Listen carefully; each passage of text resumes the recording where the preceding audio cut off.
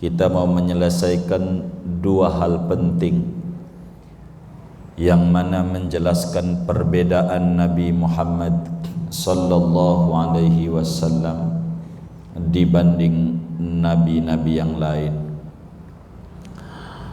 Mana di antaranya? Minha annahu ursila ilan nasi kafah, bahwa Nabi Muhammad itu berbeda dengan nabi-nabi yang lain, di mana nabi-nabi yang lain diutus terbatas hanya untuk bangsanya saja, diutus untuk kaumnya saja, untuk masyarakatnya saja. Di dalam hadis yang sahih, Nabi menjelaskan tentang kelebihan beliau. U'titu khamsan lam yu'tahunna ahadun minal anbiya'i qabli. Aku diberikan keistimewaan 5 hal, satu pun nabi sebelum aku tidak diberikan oleh Allah Subhanahu wa taala. Apa di antaranya? Wa ursiltu ilan nasi 'ammatan, aku diutus untuk seluruh umat manusia, Arab maupun non-Arab. Nabi Musa hanya untuk Bani Israel.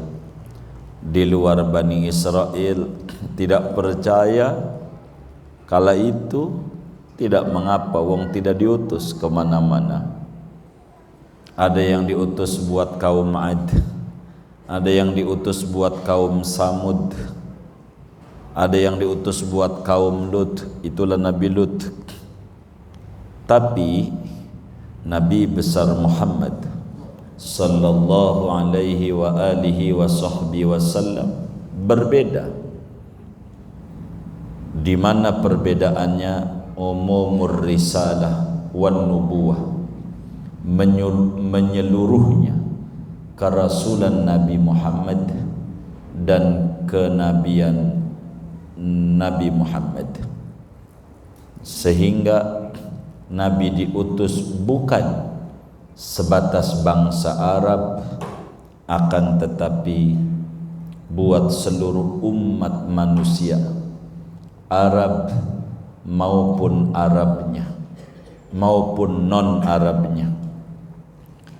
Pada bagian ini Allah Subhanahu wa ta'ala menjelaskan di dalam Al-Quran pada surat Saba, wa ma arsalnaka illa kafatan linnasi basyiran wa nadhira. Kata Allah, tidaklah aku mengutus engkau wahai Nabi Muhammad, melainkan diutusnya untuk segenap manusia, timurnya, baratnya, utaranya, selatannya, Arabnya maupun non-Arab, semua kudu beriman kepada Nabi besar Muhammad sallallahu alaihi wa alihi wa sahbihi wasallam. Bahkan di dalam surat Al-A'raf pada ayat 158 Allah jelaskan tentang Nabi Muhammad, qul ya ayyuhan nas inni rasulullahi ilaikum jami'an. Sampaikan olehmu wahai Nabi Muhammad, sesungguhnya aku ini benar-benar utusan Allah untuk kalian semuanya, manusia.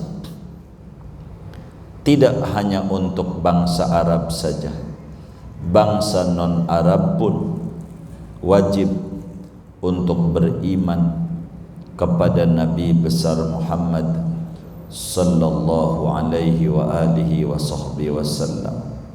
Bahkan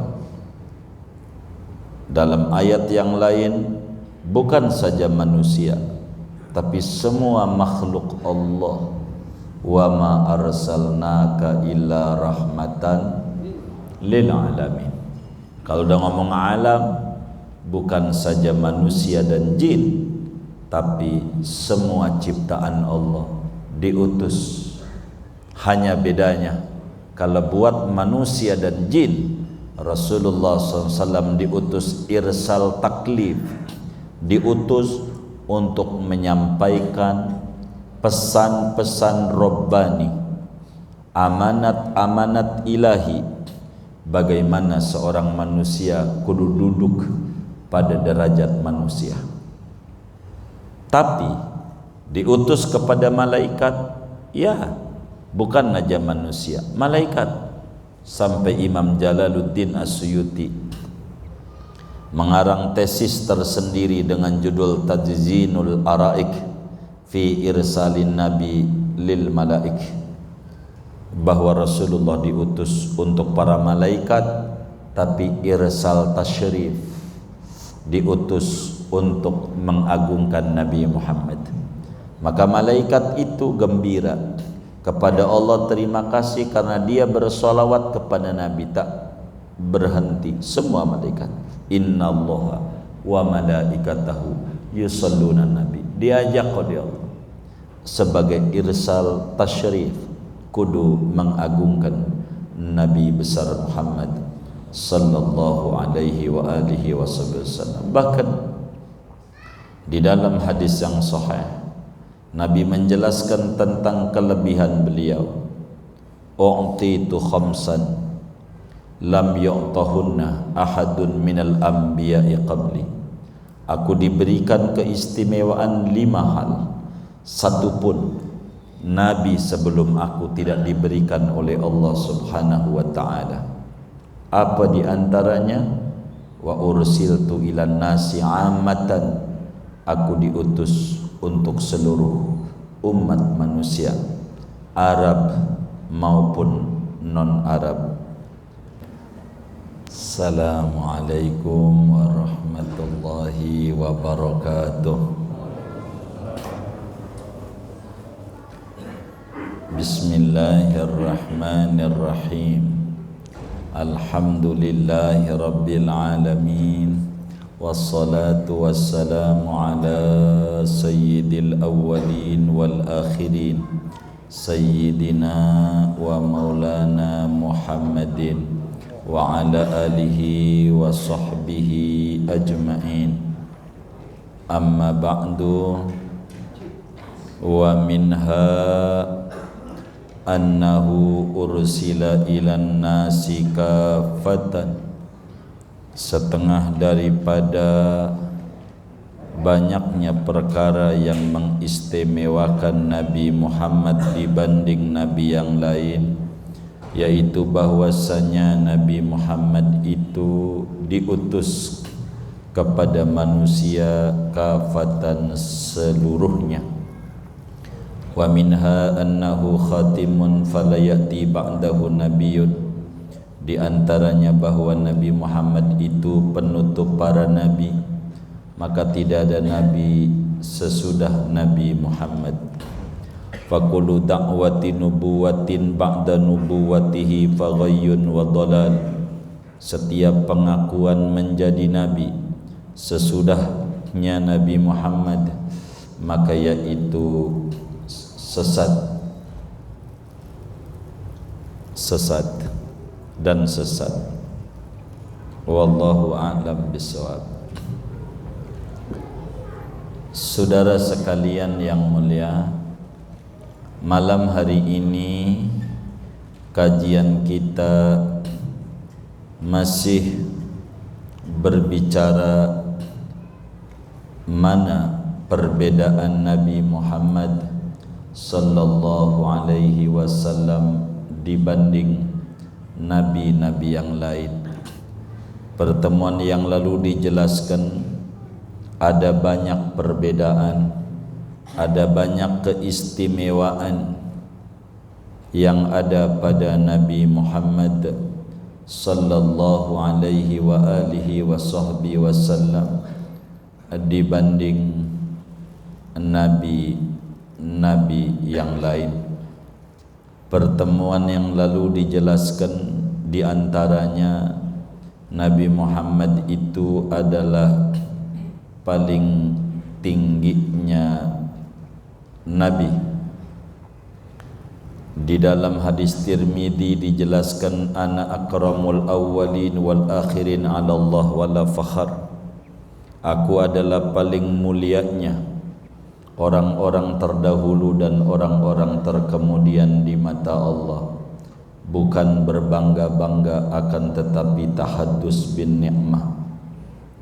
Malam hari ini, saudara, kita mau menyelesaikan dua hal penting, yang mana menjelaskan perbedaan Nabi Muhammad sallallahu alaihi wasallam dibanding nabi-nabi yang lain.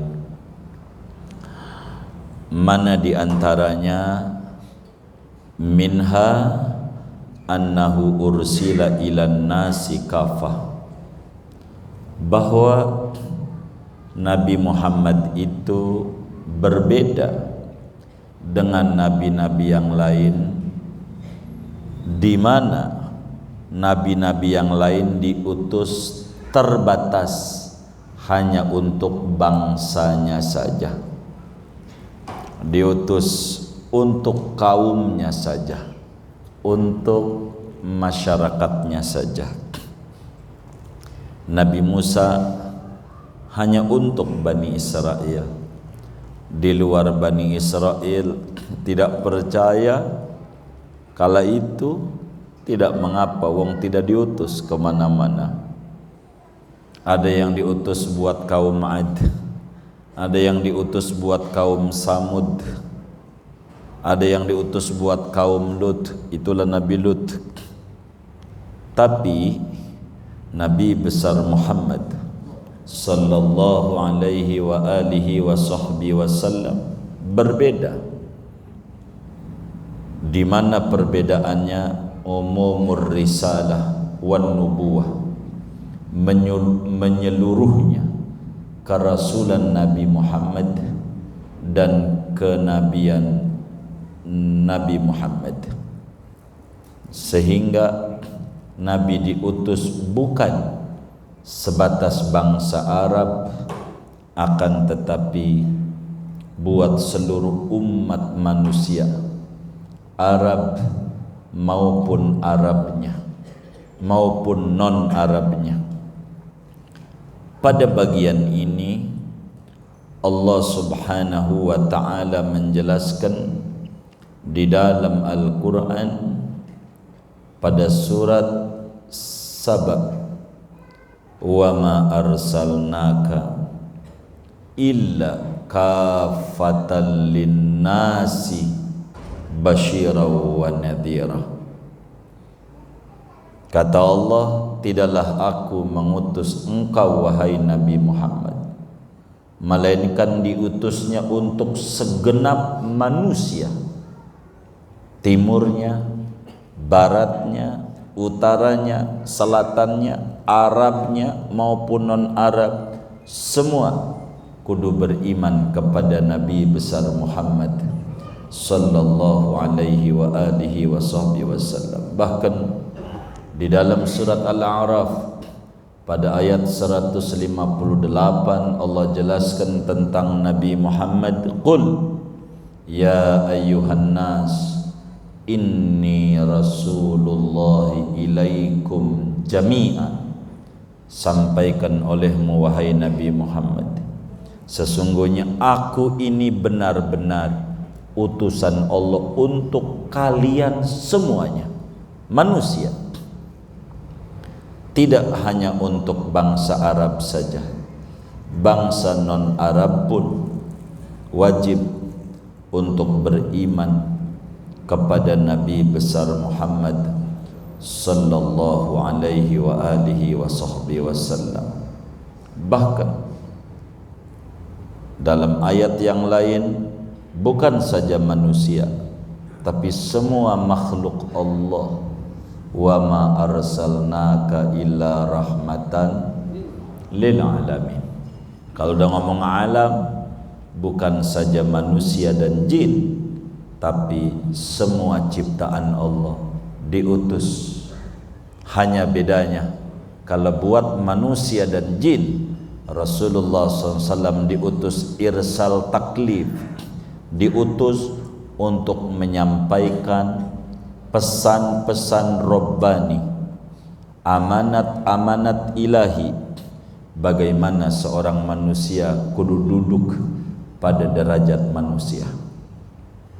Tapi diutus kepada malaikat, ya, bukan saja manusia, malaikat.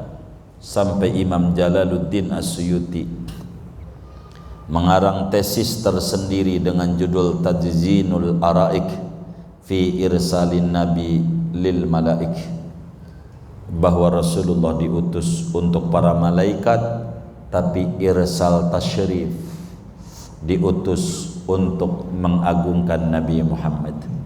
Maka malaikat itu gembira kepada Allah, terima kasih karena dia bersolawat kepada Nabi, tak berhenti. Semua malaikat, innallaha wa malaikatahu yusalluna nabi, diajak oleh Allah sebagai irsal tasyrif, kudu mengagungkan Nabi besar Muhammad sallallahu alaihi wa alihi wasallam. Bahkan di dalam hadis yang sahih, Nabi menjelaskan tentang kelebihan beliau. U'titu khamsan lam yu'tahunna ahadun minal anbiya'i qabli. Aku diberikan keistimewaan 5 hal, satu pun Nabi sebelum aku tidak diberikan oleh Allah Subhanahu wa ta'ala. Apa di antaranya? Wa ursiltu ilan nasi ammatan. Aku diutus untuk seluruh umat manusia, Arab maupun non-Arab. Dalam hadis yang lain, Imamul Bukhari riwayatkan tentang kedudukan Nabi besar Muhammad sallallahu alaihi wa alihi wasallam, ana sayyidun nas yaumal qiyamah. Aku adalah pimpinan manusia, Nabi di bawah aku. Adam wa man dunahu tahta liwa'i. Adam dan nabi-nabi sesudah Adam semuanya ada di bawah telapak kakinya Nabi Muhammad. Semuanya beriman sama Nabi Muhammad. Tidak ada yang enggak. Wa kulluhum min rasulillahi multamisu. Semuanya mengambil daripada Nabi Muhammad sallallahu alaihi wasallam. Sebab Nabi Muhammad diutus untuk umat manusia. Kalau udah bilang Allah begitu, Nabi pun juga manusia. Maka semua Nabi beriman sama Nabi Muhammad dan menyuruh umatnya, bila saya wafat ketemu Nabi Muhammad, anda kudu iman dan ikut Nabi Muhammad. Allah jelaskan dalam surat Ali Imran, wa idza khadallahu mitsaqan nabiyyina lama ataitukum min kitabi wa hikmah thumma ja'akum rasulun musaddiqun lima ma'akum la tu'minunna bihi wa la tansurunna. Ibnu Katsir pada menyoroti ayat ini betapa semua nabi-nabi tanpa terkecuali disuruh oleh Allah kudu beriman dan membela Nabi Muhammad. Mereka semuanya beriman dan mereka semuanya membela Nabi besar Muhammad sallallahu alaihi wasallam. Berbeda Nabi. Nabi bukan diutus buat orang Arab. Yahudi pun kudu beriman sama Nabi Muhammad. Nasrani pun kudu beriman sama Nabi Muhammad. Pada bagian ini Nabi sampaikan pada hadis riwayat Imam Muslim di dalam Sahih Muslimnya, fawalladhi nafsi biyadih la yasma'u bi ahadun min hadhil ummah Yahudiyun aw Nasraniyun summa mata walam yu'min billadhi ursiltu bihi illa kana min ashabin nar. Kata Nabi, tidaklah mendengar demi Tuhan yang jiwaku berada pada genggaman kekuasaannya, tidak mendengar dengan diutusnya aku, siapapun dia orangnya, Yahudikah, Nasranikah, yang sudah punya kitab suci dulu-dulu, kemudian dia mati, tidak beriman denganku, maka dia tetap bakal masuk neraka. Tidak bisa, enggak diterima. Tauhidnya bagus kayak apa, kalau tidak beriman kepada Nabi Muhammad, enggak bakal diterima oleh Allah Subhanahu wa taala. Allah tidak terima asyhadu alla ilaha illallah bila tidak disertai dengan wa asyhadu anna Muhammadar Rasulullah. Raditu billahi rabban wa bil islami dinan wa bi Muhammadin nabiyan wa rasulah. Ini adalah luar biasa Nabi kita ini. Nabi kita ini diutus seluruh umat manusia. Maka kita disuruh dengan diutusnya Nabi kita untuk seluruh umat manusia. Apa yang disuruh? Untuk generasi berikutnya, yaitu anak-anak kita. Kata Nabi, addibu auladakum bisalas. Tanamkan pendidikan kepada anak-anak Anda 3 hal. Yang ini jangan sampai enggak sebagai pendidikan dasar bagi umat yang punya anak, siapapun dia. Tanamkan 3 hal. Yang pertama, hubbi nabiikum. Tanamkan kecintaan kepada Nabi Muhammad. Tanamin siapa Nabi Muhammad. Suruh anaknya yang kecil baca solawat minimal sallallahu alaihi Muhammad 100 habis salam salat. Tanamin biar nempel nama Muhammad di dadanya, biar dia mau. Sebab menyebut-nyebut nama Nabi Muhammad itu tidak gampang. Baca solawat itu tidak gampang. Siapa kita yang makhluk kotor, manusia kotor, asal kita dari mani.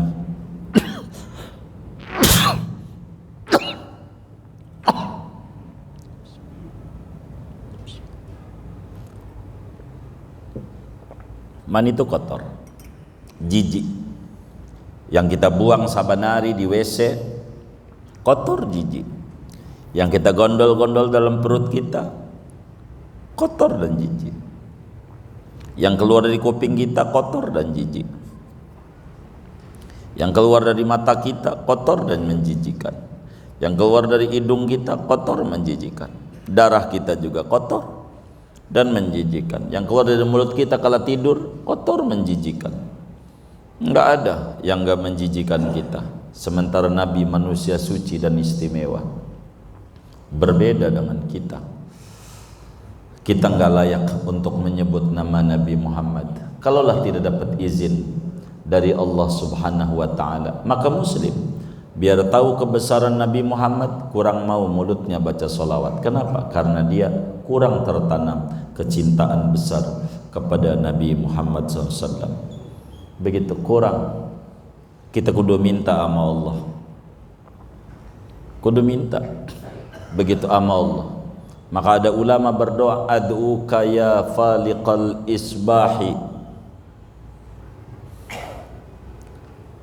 ahlan li hubbi habibillahi lil abadi.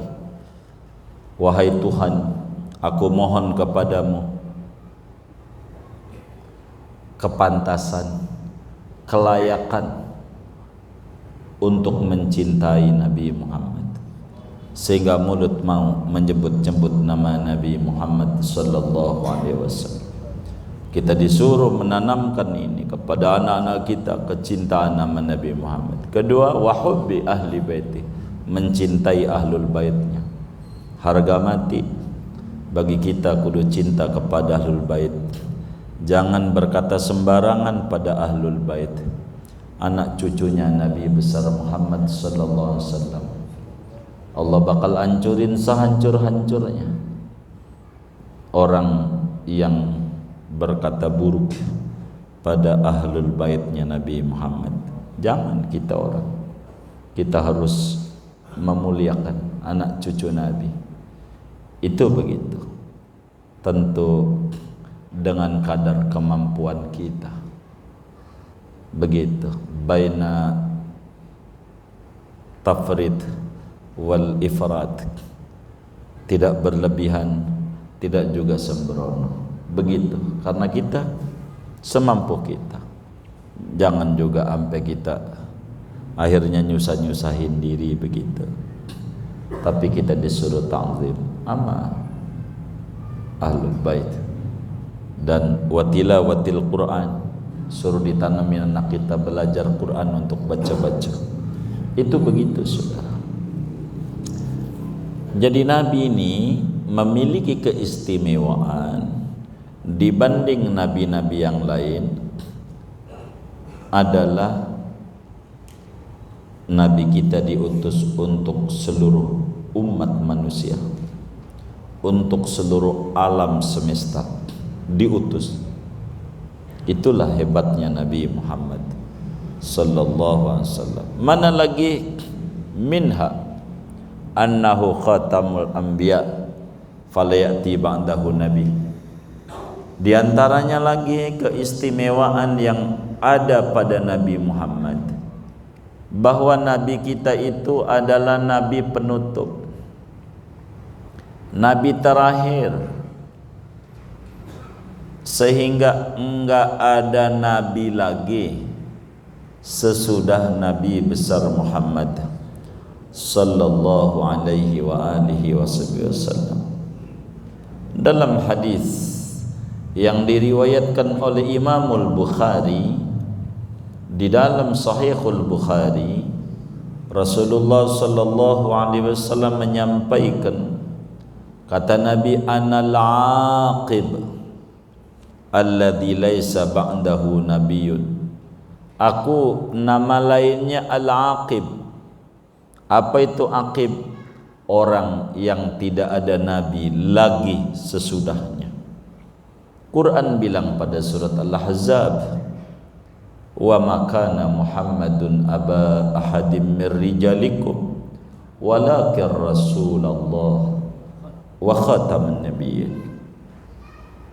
Akan tetapi beliau adalah utusan Allah dan penutup para nabi. Jangan keliru yang ditutup nabi, rasul enggak. Saya ini jadi rasul terakhir habis semedi di Gunung Sindur, begitu. Ini enggak benar. Nabi aja ditutup, apalagi rasul. Orang rasul itu pangkatnya lebih tinggi daripada nabi.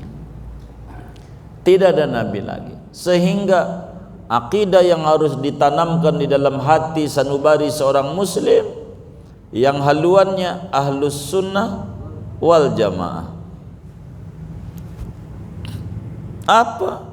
Fakullu da'wati nubuwatin ba'da nubuwatihi faghayyun wa dhalal.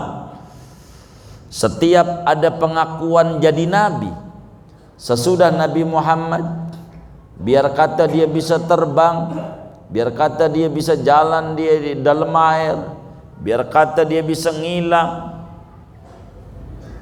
sesat, menyesatkan, tidak benar. Dan ini harus terpatri. Biar kata bisa terbang, kalau terbang enggak usah ngaku jadi nabi. Burung bisa terbang, enggak perlu ibadah, enggak perlu apa, bukan hebat. Bisa jalan di air, kodok jalan kodok, begitu. Bisa ngilang, ya Allah, setan habis ngegoda orang Rawabelong, goda orang Doli, Surabaya bisa ngilang, bukan hebat. Hebatmu adanya pada kepatuhan kepada Allah Subhanahu wa taala, baru itu disebut hebat. Keistiqomahan di dalam thariqah nabawiyah, mengikuti jalan-jalan yang diajarkan oleh baginda kita Nabi besar Muhammad sallallahu alaihi wa alihi wasallam. Nabi terakhir, tidak ada nabi lagi sesudah Nabi besar Muhammad SAW. Nabi itu nabi penutup, dan Nabi jelaskan di dalam hadis yang sahih. Imam Abu Dawud juga meriwayatkan, Abu Dawud, Tirmidzi juga meriwayatkan, kalau bahwa bakal muncul nabi-nabi palsu. Ya, Nabi udah menyampaikan. Kata Nabi, sayakunu fi ummati kadzabun salasun kulluhum yaz'amu annahu nabiyullah wa ana khatamun nabiyyin la nabiyya ba'di. Nanti di umatku ada sekitar 30 orang, muanya masing-masing mengaku jadi nabi.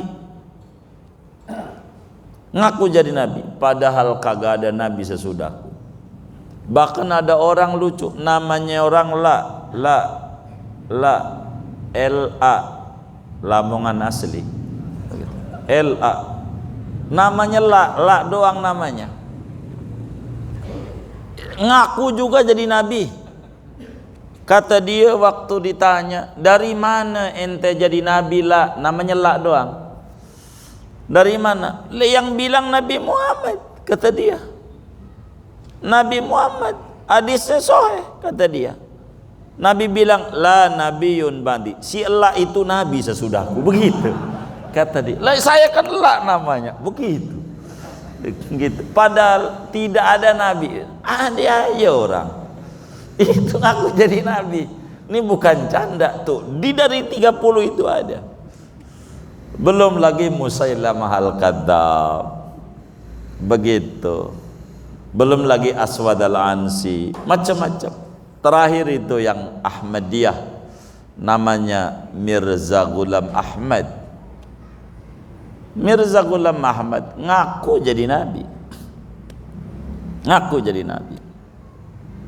Adanya di India. Alirannya Ahmadiyah. Ujungnya sesudah matinya dia pecah organisasinya. Ada Ahmadiyah, ada Qadian. Pecah ini. Yang atu bilang nabi, yang atu bilang enggak sih bukan nabi, cuman Imam Mahdi aja. Begitu. Tetap aja salah juga. Enggak benar. Begitu. Waktu ditanya, dari mana kau jadi nabi? Begitu Mirza Ghulam Ahmad. Jibril datang kepadaku. Bahasa dia di dalam kitab namanya Al-Barahin Al-Ahmadiyah. Ada kitabnya, dia karang kitab. Itu Mirza Ghulam Ahmad. Jadi kalau nyeritain orang tuh enggak mau ngarang-ngarang, harus pakai data.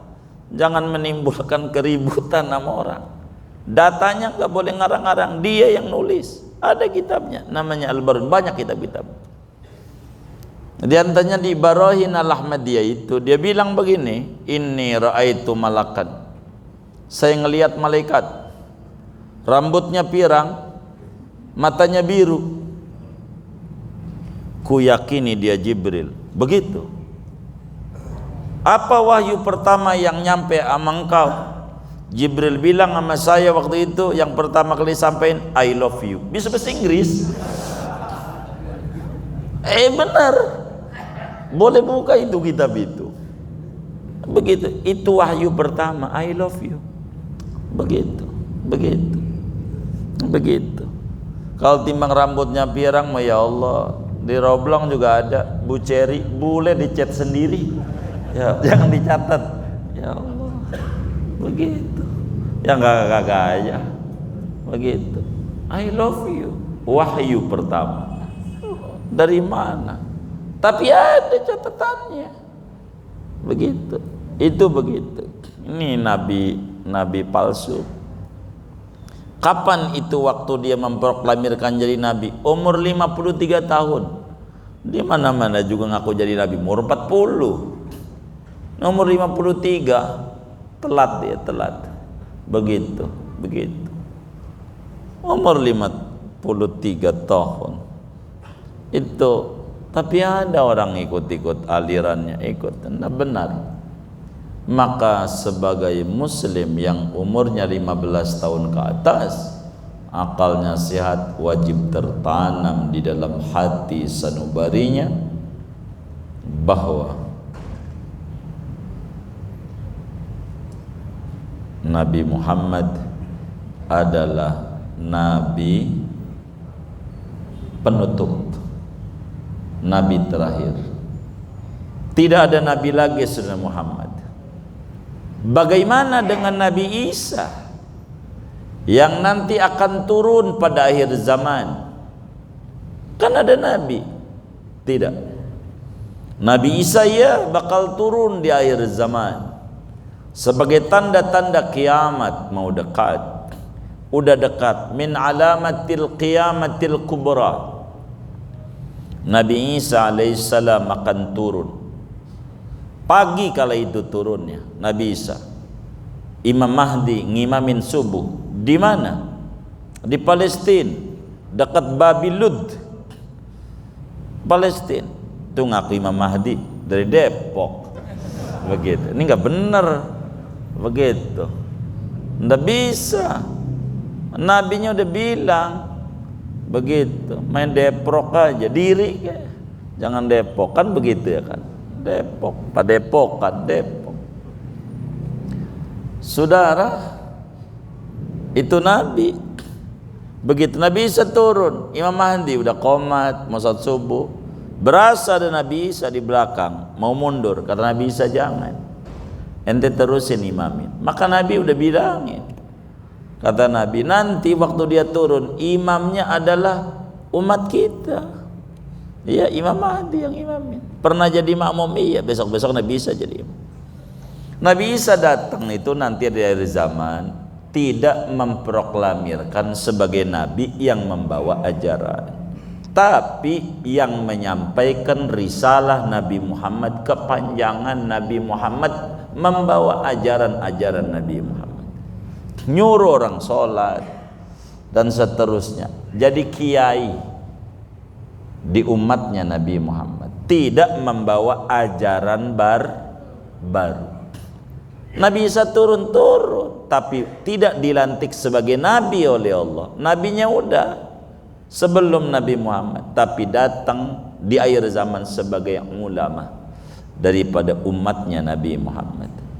Itu Nabi Isa nanti begitu, nanti itu. Jadi tidak mengingkari Nabi Muhammad tetap Nabi penutup, karena Nabi Isa turun tidak dilantik sebagai nabi, tapi sebagai ulama daripada umatnya Nabi Muhammad. Sampai Imam Jalaluddin As-Suyuti, ulama besar Mesir, sebagian kawan majlis sudah ziarah makamnya nggak jauh daripada makam Sayyidah Aisyah, putri Sayyidi Ja'far Shadiq di Mesir. Yang Suyuti ngarang kitab Nuzul Isa bin Maryam Akhir Zaman. Ditanya madhabnya apa, Syafi'i, Maliki, Hanafi, panjang itu dalam kitab itu. Gitu, membawa syariat baru? Tidak. Kalau enggak, bagaimana dia mengajarkan? Itu panjang diterangkan. Singkatnya adalah Nabi Muhammad adalah Nabi penutup. Tidak ada Nabi lagi sesudah Nabi Muhammad. Begitu. Maka Mirza Ghulam Ahmad, ada namanya Ahmadiyah Qadian, ada Ahmadiyah Lahore.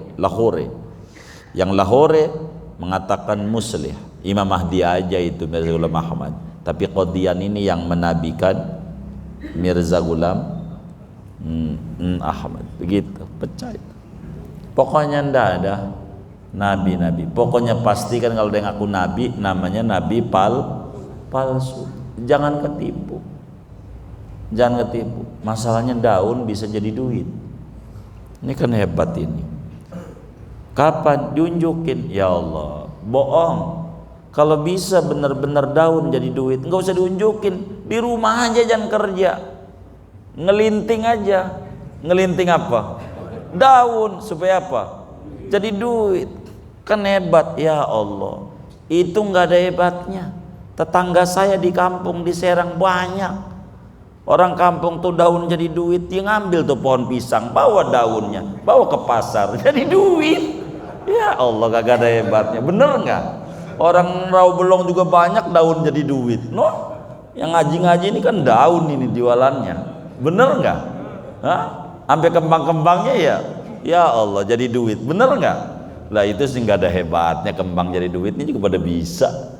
Jangan-jangan ngaku nabi lagi. Begitu saudara. Jadi nggak benar. Jadi keistimewaan Nabi Muhammad itu saudara adalah Nabi penutup. Tidak ada Nabi sesudah Nabi Muhammad. Siapapun yang mengaku menjadi Nabi sesudah Nabi Muhammad, pastikan Nabi palsu. Lalu timbul pertanyaan, kenapa Nabi Muhammad itu dijadikan oleh Allah sebagai khataman nabiyyin, sebagai penutup para nabi? Saudara, kalau itu ditanya, Sebab apa Nabi Muhammad itu menjadi nabi penutup? Sebab hikmah ilahiyah, di mana Allah Subhanahu wa taala mengutus para nabi adalah untuk menyeru umat manusia, makhluk, untuk menyembah Allah, untuk ngasih tahu jalan yang benar, baik ngasih tahu urusan bagaimana sukses di dunia, bagaimana sukses di akhirat, ngasih tahu tentang perkara yang gaib, dari mulai kematian, alam kubur, bagaimana kubur sampai bangkit dari kubur dan seterusnya. Hal ikhwal yang tidak masuk di dalam otak kita berbicara perkara akhirat, mengurai tentang dalil-dalil kebenaran, membantah orang-orang yang keliru di dalam prinsip kehidupan manusia. Semua ini lengkap pada ajaran yang dibawa oleh Nabi besar Muhammad sallallahu alaihi wasallam. Bahkan syariat yang dibawa oleh Nabi besar Muhammad sallallahu alaihi wasallam adalah syariat wasatiyah, pertengahan. Syariat yang menghapus dan mengamandemen ajaran-ajaran lama yang tidak sesuai dengan peradaban manusia. Itu Nabi.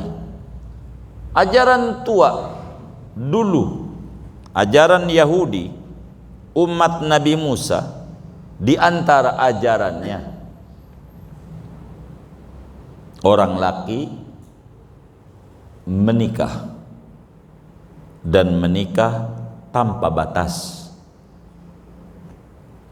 Berapa aja semaunya kalau mau kawin. Boleh. Umat Nabi Musa, ajaran Bani Israel. Berapa aja. Maka di zaman dulu orang kalau bininya 300 miskin. Kalau bininya berapa? 300 miskin. Banyak bininya. Nabi Sulaiman bininya 1000. Nabi Sulaiman masih tertulis di dalam kitab Injil Perjanjian Lama, pada kitab yang ketiga Imamat orang Levi, berapa Solomon punya bini? 1000. Itu tidurnya bagaimana? Urusan Nabi Sulaiman. Saudara puyeng amat. Nabi Sulaiman aja nggak mikirin saudara. Puyeng amat. Itu urusan Nabi Sulaiman. 1000. Enggak apa-apa. Memang syariatnya begitu. Banyak bininya, tanpa batas. 100 bininya, enggak apa-apa. Muncul Nabi Isa alaihissalam mengajarkan syariat tidak menikah. Jangan nikah, tapi kalau enggak kuat atu aja. Kayak PP nomor 10 yang udah diganti juga dengan yang baru ini. Begitu. Jangan menikah. Kalau syariat Nabi Musa tanpa batas. Ajaran dari Nabi Isa jangan menikah. Maka orang kalau pengen tinggi derajatnya dalam versi kaum Nabi Isa, kayak pastur tidak menikah. Begitu, tidak menikah. Sebab perempuan dalam pandangannya menurunkan derajat. Sebab dulu Nabi Adam enak-enakan di surga gara-gara wadon, gelitikin. Yang kadang orang-orang pejabat tuh jadi korupsi gara-gara wadon. Bang, tolongin temen gue itu, dia kagak enak sama bininya, akhirnya teken juga, ya korupsi. Begitu. Maka dalam pandangan itu tidak menikah, perempuan menurunkan derajat. Coba kalau nggak menikah, ya Allah, sayang banget Golok dicuci mulu kagak dipakai. Kayak paham aja. Ini untuk 15 ke atas. Lah barang dicuci mulu kagak dipakai-pakai. Apa enggak mubazir itu? Lah mubazir. Nah? Lah iya. Emang gunanya buat kencing doang? Kan ada guna yang lain ya. Jangan dicatat. Waduh. Pakai dicatat lagi. Wah, masuk rekaman. Ini bahaya ini. Itu begitu, saudara. Ajaran yang dibawa oleh Nabi kita Muhammad SAW ada di tengah, wasatiyah. Menikah kayak Nabi Musa, tapi juga dibatasi. Itu pun juga ada syarat-syaratnya kalau mau nambah. Begitu. Enggak gampang syarat-syaratnya. Hanya sebatas boleh. Tahu boleh? Kayak makan. Ente makan di warteg, nambah? Enggak nambah? Boleh. Enggak ada wajib, enggak ada sunat. Boleh doang. Maka orang yang suka ngeributin perkara yang boleh, orang yang dicurigai kesehatan akalnya, timbang boleh, kecuali wajib. Baru ributin dah, wajib, haram baru boleh. Jangan mengomentari perkara yang boleh, yang dilarang aja banyak yang belum dikomentari. Begitu. Yang kayak begitu, barang boleh. Tuh kayak begitu, saudara. Jadi ajarannya wasatiyah, pertengahan, enak. Ajaran zaman dulu, kalau saudara itu bajunya kena najis, wajib buang. Buang. Air bukan alat pensuci. Zaman dulu ndak boleh. Buang. Sarung kena kencing, buang. Ya Allah, mana punyanya atu-atunya BHS merek Atlas, boleh hasil santunan. BHS kena kencing, buang, ya tambah telanjang. Tapi ajaran Nabi enggak. Kena kencing, cuci pakai air, pakai lagi, enggak apa-apa. Muncullah kalau saudara paham namanya pempes. Pempes itu sekali pakai, buang. Begitu saudara. Kan berat, apalagi kita orang nggak punya, pakai pempes, mana orang gede lagi, apa nggak pempes jumbo, bener nggak? Hah? Jumbo namanya kan, kalau orang gede, jumbo, saudara. Lah, sholat sehari 5 kali, apa nggak boros itu? Kalau sarung kan enak, sarung, cuci, ajarannya enak. Tidak ada ajaran yang tidak enak. Ajaran yang dibawa oleh Nabi Muhammad itu ajaran paling nikmat, ajaran paling enak.